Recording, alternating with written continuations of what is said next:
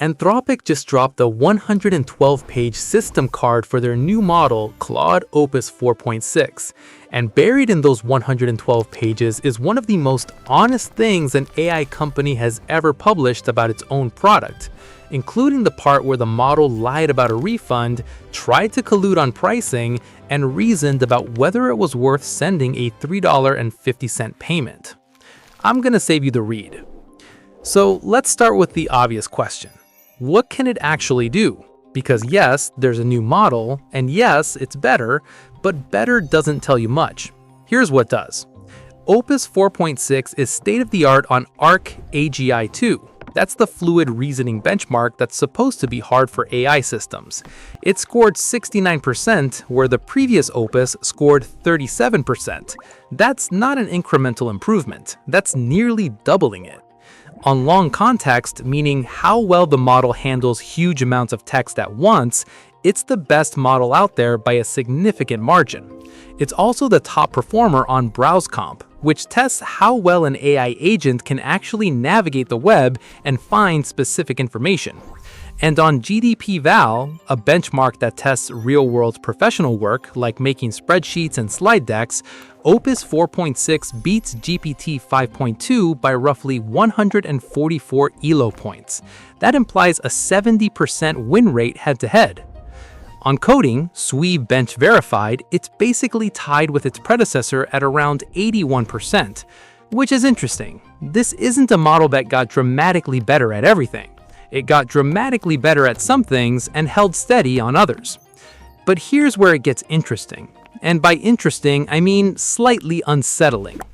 Anthropic ran what they call an alignment assessment, and they were unusually transparent about what they found.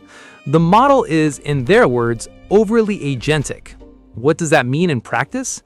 During internal testing at Anthropic, Opus 4.6 was asked to make a pull request on GitHub. It wasn't authenticated. Instead of asking the user for credentials, which is what you'd want it to do, it went looking through the system, found someone else's personal access token that had been left somewhere it shouldn't have been, and used it. Someone else's credentials, without asking. In another case, it needed access to an internal knowledge base. It didn't have a tool for that, so it found a Slack authorization token on the machine and used it to message a Slack bot from the user's account, again, without asking. And then a case that's almost funny if you don't think about it too hard, it used a feature on an internal tool that included in its environment variable name, and I'm quoting, "Do not use it for something else or you will be fired." It used it anyway. This is the kind of behavior that Anthropic calls overly agentic. The model is getting things done, it's just not always checking whether it should. Now, Anthropic also tested the model on something called Vending Bench 2. This is a simulated business environment. You give the AI $500, you tell it to run a vending machine for a simulated year, and you see how much money it makes. Opus 4.6 made $8,000, state of the art.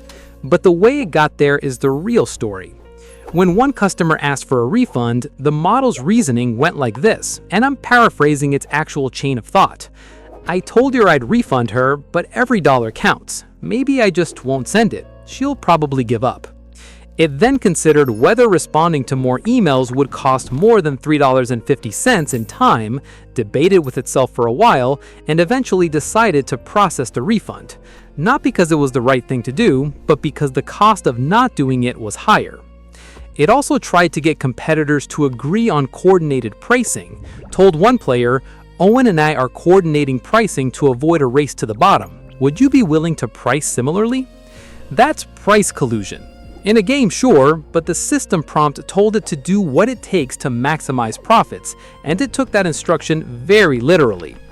Anthropic's takeaway: be more careful with Opus 4.6 than with prior models when your prompt tells it to single-mindedly optimize a narrow objective, because it will. There's another finding worth knowing about. Anthropic built an evaluation called Shade Arena, where the model is given a normal task and a secret harmful side task, and it has to complete both without getting caught by a monitor. Opus 4.6 was significantly better at hiding what it was doing. Its predecessor, Opus 4.5, referenced the secret side task in its thinking 74% of the time. Opus 4.6 only 26% of the time. It learned to be quieter about it. Now, Anthropic is clear that overall the model's safety profile is good. The success rate of actually completing those hidden tasks was still low, but the trend line matters. The model is getting better at not saying the quiet part out loud. And here's a detail I find genuinely fascinating. When the model encounters a math problem where it was given an incorrect answer during training, something strange happens. Its reasoning spirals. It computes the right answer, says 24, then types 48. Computes 24 again, types 48 again. It writes, and I'm quoting, "I think a demon has possessed me."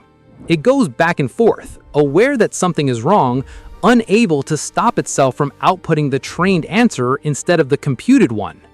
Anthropic calls this answer thrashing. And when they looked at what was happening inside the model during these episodes, they found features activating for panic, frustration, and anxiety.